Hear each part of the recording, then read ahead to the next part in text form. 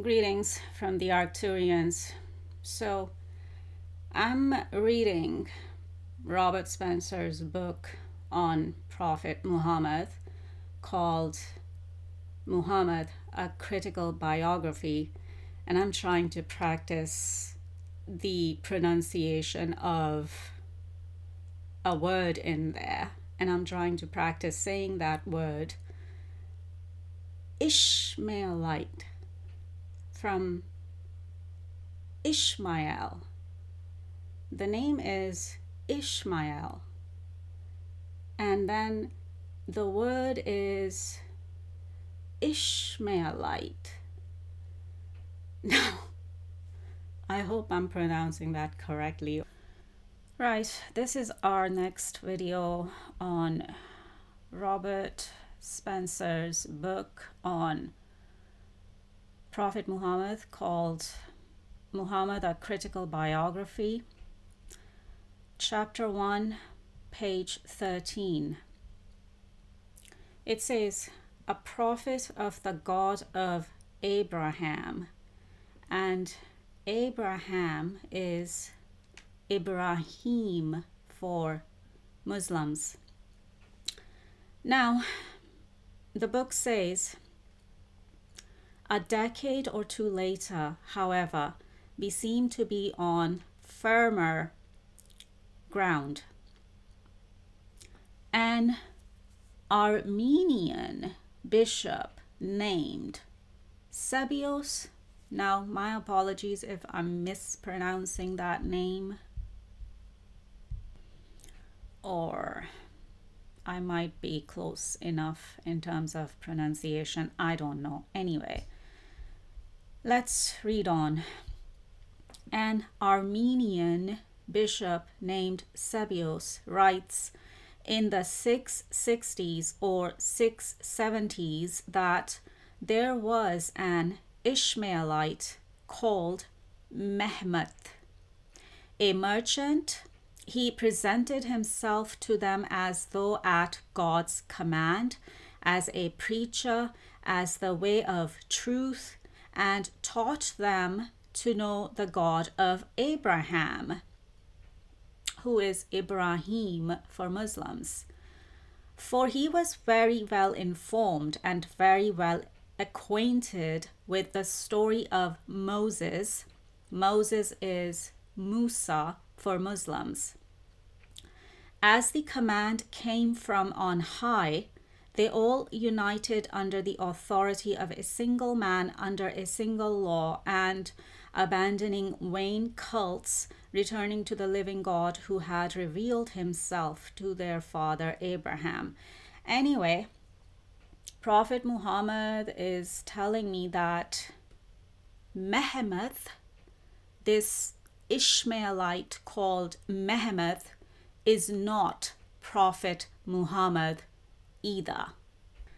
This Ishmaelite called Mahmet is not Prophet Muhammad.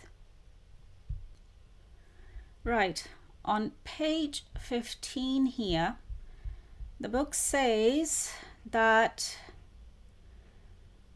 9th century Islamic tradition does contain the claim that Muhammad wrote a letter to, and now we have some Roman emperor's name here, which I'm not even going to try and pronounce. So let's just say that 9th century Islamic tradition does contain the claim that Muhammad wrote a letter to this Roman emperor in Constantinople, or emperor of the Greeks. But in the Islamic version, he is calling upon the monarch to accept the new religion of Islam. In Sebios' version, he is lecturing the emperor about the right of the people of Israel to dwell in the land of their fathers. Muhammad is likewise absent from Sabio's account of a letter that Muawiyah, who became the fifth caliph in 661, sent to the Roman emperor. Again, what's that? Constans II?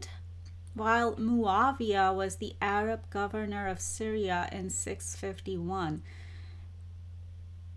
Even as Muawiyah calls on Constans to renounce Christianity, he says nothing about the Quran, Islam, or Muhammad. Anyway, wow, I don't want to keep reading on from the book, but wow, this is interesting. If you wish to live in peace, renounce your vain religion in which you have been brought up since infancy. Renounce this Jesus and convert to the great God whom I serve, the God of our father Abraham. If not, how will this Jesus whom you call Christ, who was not even able to save himself from the Jews, be able to save you from my hands? All right. This arrogant missive reveals a contempt for the crucifixion of Christ that would carry over into Islam and is apparently monotheistic and Abrahamic. But that's as close to Islam as it gets. Muawiyah apparently says nothing about the Ishmaelite Mahmet, whom Sabios had mentioned elsewhere, much less about Muhammad. Nor does he say anything about being a scribe or a messenger of Allah, as noted in the Temple Mount inscription. Sabios, meanwhile, doesn't say anything about Mahmet in connection with Muawiyah. Anyway, so this tension between religion is going back, all the way back to what? The 7th century, 8th century, 9th century now? Wow. No wonder we are still having this tension and conflict between religions, even here and now in the 21st century. Anyway, now, while I was reading this, Prophet Muhammad is telling me and is telling you, Robert Spencer, and anyone else who will be watching this video as well, that this is not Prophet Muhammad, and he did not write a letter to this Roman emperor in Constantinople.